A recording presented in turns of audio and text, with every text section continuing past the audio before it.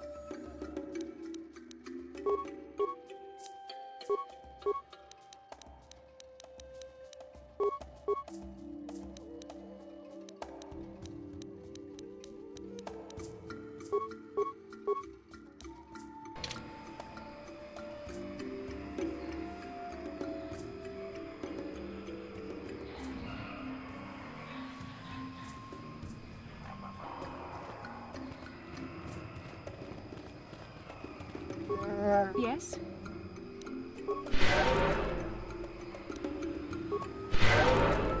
Sure.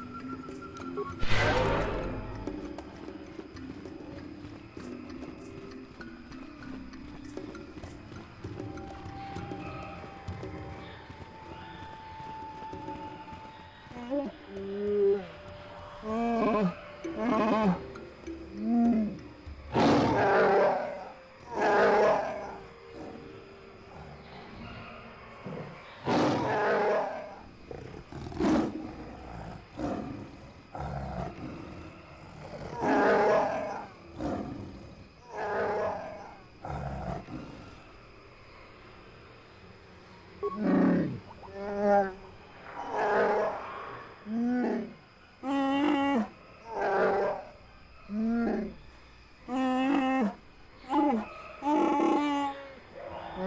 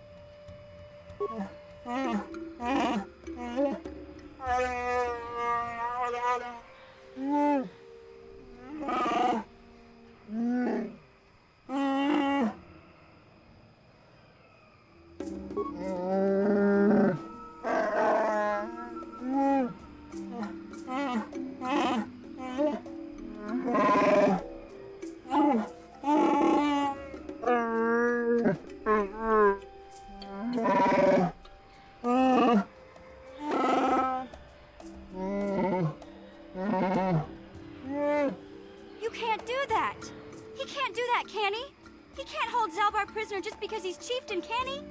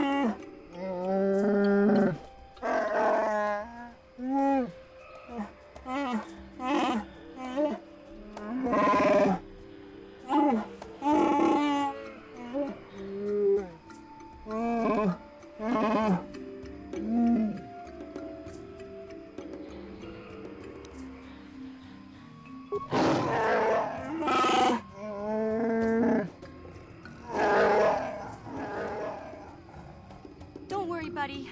We'll get you out of here. You can count on us.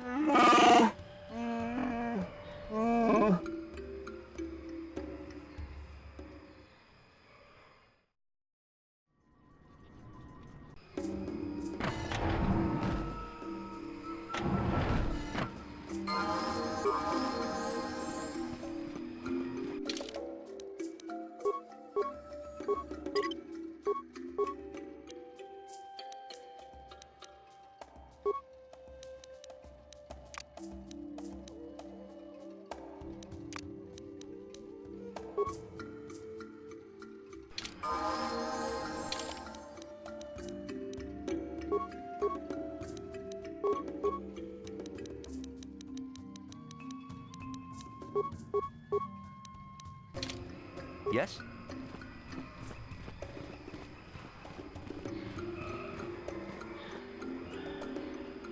How can I help?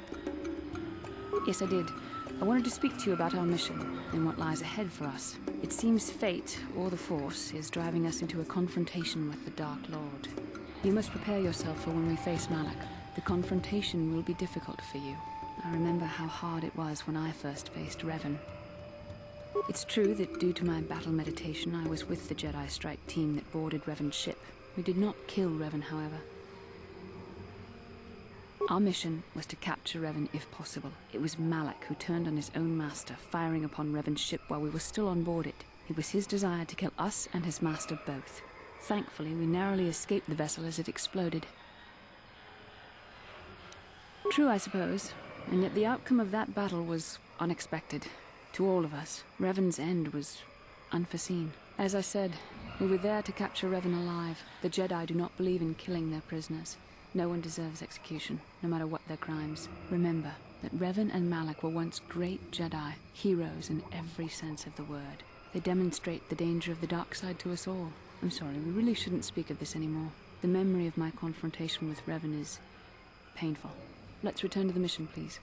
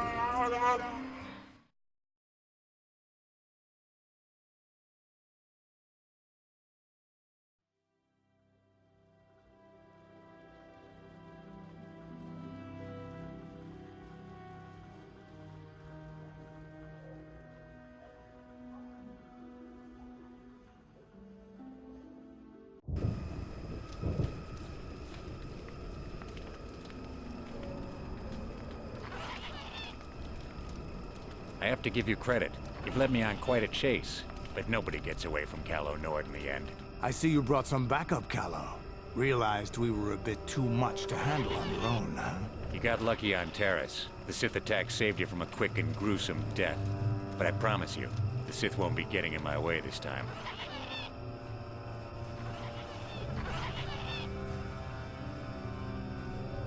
Sorry, I'm not in this for the credits. You're the only ones who've ever gotten away from me. I've got a rep to protect. Let's go, boys. It's showtime.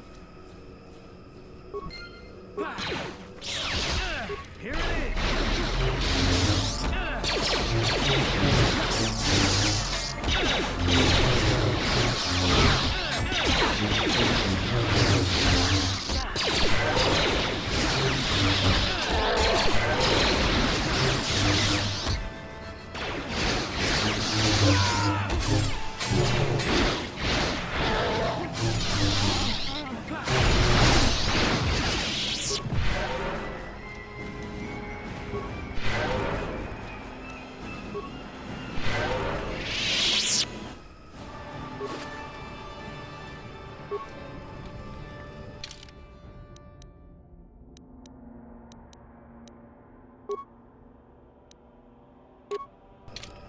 Yes? Yes?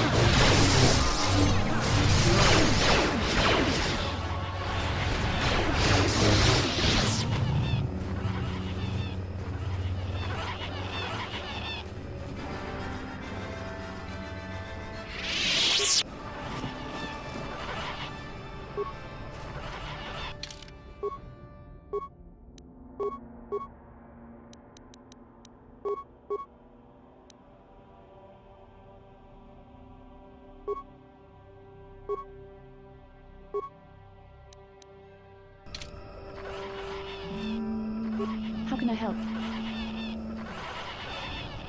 Yes, I suppose I can understand your curiosity, given the bond that connects us. Very well. I'll tell you a bit about myself. I was found to be strong with the Force at a young age, as most Padawans are.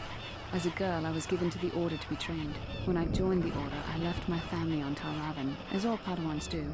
My family is still there, the last that I heard. I've had little contact with them, as it is discouraged. Relationships with family members are fraught with powerful emotions. Such extremes are to be avoided. Anger and hate are the worst, but even love can lead to folly. Emotional entanglements can be dangerous. They can impair rational thought. They can lead to outbursts of uncontrolled emotion. A Jedi must be above such things. It can be a hard lesson to learn. I was not on good terms with all of my family, but I do remember missing my father terribly for a long time.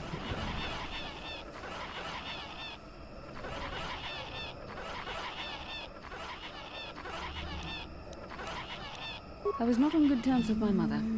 I was only a little girl when I left, but I was old enough to resent her and the way she treated my father. She pushed my father into treasure hunting. I spent all my young life on ships, traveling from one false lead to the next. She whittled away my father's entire fortune, and I hated her for it. I think she was relieved to give me to the Jedi, but my father was heartbroken. A child is too young to understand the sacrifices that must be made. It's better if they have no contact with their family once they're removed. Once I was older, I realized the wisdom of this policy. A Jedi must do what is needed, personal desires notwithstanding. Love can only obscure and confuse the matter. Even a Jedi cannot always control the feelings of the heart. We must do our best to guard against it, no matter what the cost. But some sacrifices are harder than others. I do not wish to discuss this anymore. I would rather return to our mission.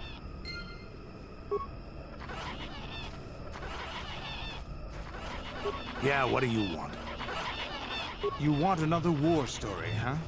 You want to hear about some other world getting wasted, eh? I knew you were the type.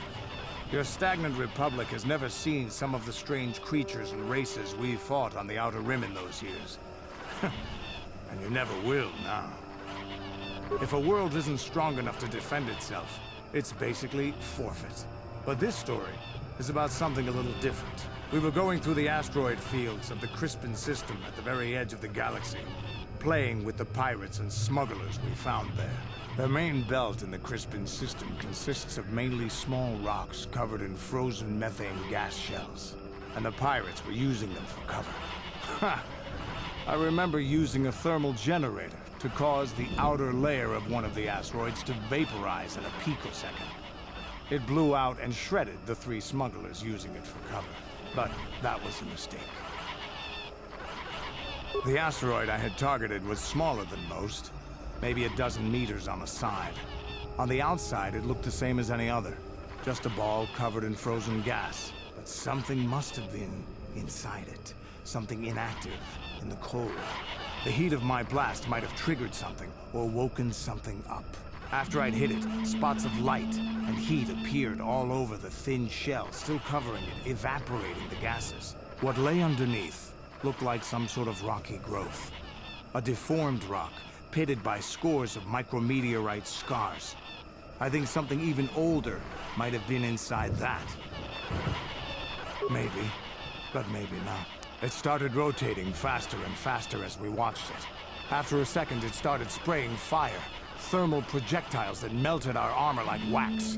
We were caught completely by surprise. Before we could counterattack, it fled at an incredible speed.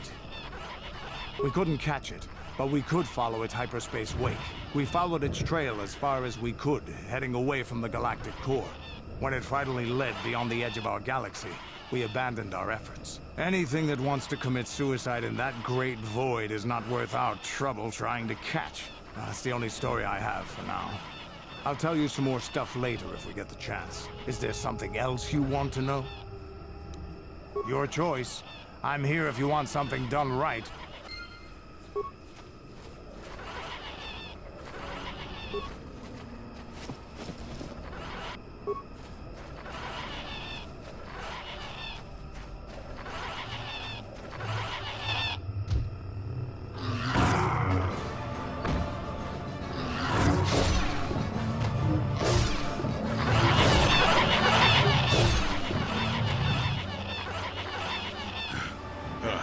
Damnable racket of battle.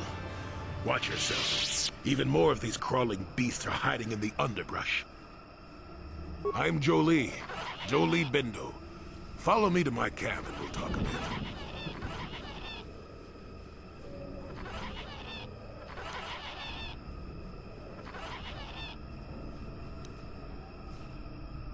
Why am I here? Well, it isn't because I like the stink of dead Kinrath. Let's move this talk to my camp where the air is better. Keep close. It's nearby under a log. Yeah, I live like some burrowing rodent. I fought the Sith. Now look at me.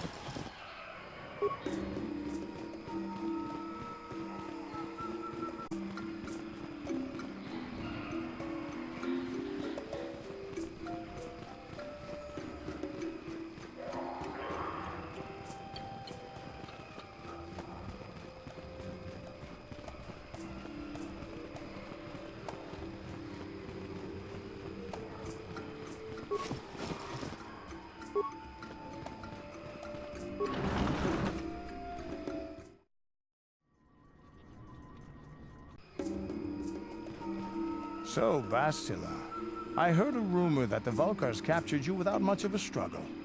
It must be embarrassing to be bested by a handful of street thugs. There were extenuating circumstances, and I can assure you, it took far more than a handful of Vulkars to subdue me. Whatever you say. All I know is that if we had more Jedi like Bastila fighting against us in the Mandalorian Wars, my side might not have lost. Bold talk from a broken-down mercenary who was serving at Davik's heel. I'd call you his pet cat hound, but they have enough loyalty not to turn on their masters. Insults? Maybe if your master had trained your lightsaber to be as quick as your tongue, you could have escaped those Vulkars, you spoiled little Jedi princess. I was not spoiled. I was given the same training as everyone else in the Order. You are nothing but No, I must not do this. There is no emotion. There is peace. That's the problem with you Jedi. Always chanting about peace and control. Never up for a good fight. Well, except for Revan, I guess. Enough, Mandalorian. I won't rise to your bait anymore. The game is over. Let us continue on with what we were doing.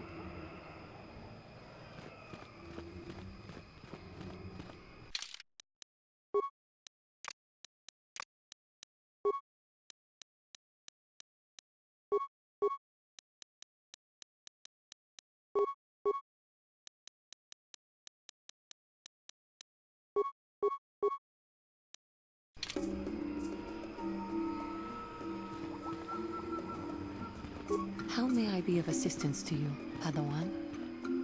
What is it you would like to speak to me about?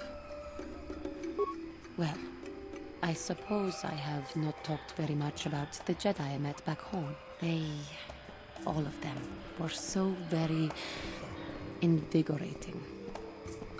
They were so very alive, so full of hope and energy and zeal. In retrospect, I can see it was a little bit tragic. Well, yes. These Jedi were going to fight the Mandalorians just after they had invaded. Many of those Jedi perished in the fighting, but to us, they seemed invincible. Especially their leader, who they talked about all the time. Paragons of light and justice, sweeping away all iniquity before them. It was like looking at gods. I was merely using poetic license. Those Jedi, they were enthralling. Everyone wanted just to touch them. Some people thought it would bring them luck. Not that the peace they brought lasted very long. The Jedi left. The people grew complacent.